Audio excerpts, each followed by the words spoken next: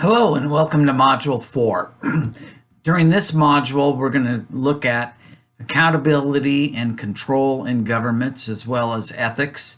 The topic will also cover internal controls that are necessary in governments to help safeguard assets, if you will, which much of the time involves cash and investments.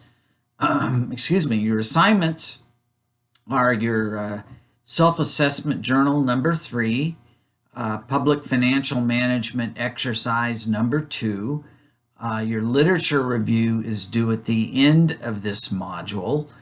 And I've also attached a couple of examples within the module for Blackboard content near the end of the listed items. A couple of examples of literature reviews, both were articles that I wrote and were either published in peer-reviewed journals or presented at conferences. The intent here is not to show you precise examples of a literature review assessing financial condition. Rather, it is intended to give you an idea of a literature review format and the flow. As you look at articles related to government's financial condition and assessing it, try to group them together in similar categories so there's a nice flow. In other words, if you find articles talking about governments that have done poorly or near bankruptcy, you would group those articles together, the 2 or 3 or whatever you have. And then more progressive cities that have done well financially and done things to really maintain their fiscal sustainability, you might want to group those together. So you don't want it all chopped up and haphazard. It's not really complicated. You just summarize the articles, but again, try to group them together in categories.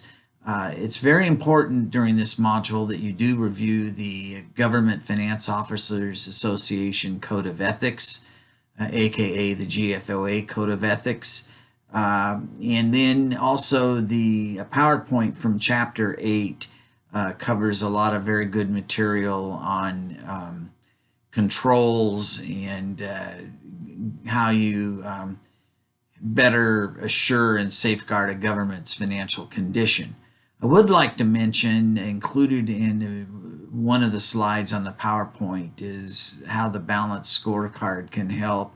This is an area I've done quite a bit of work on. It was covered in my doctoral dissertation some 10 years ago, and is also mentioned in one of the articles that I've attached for your review.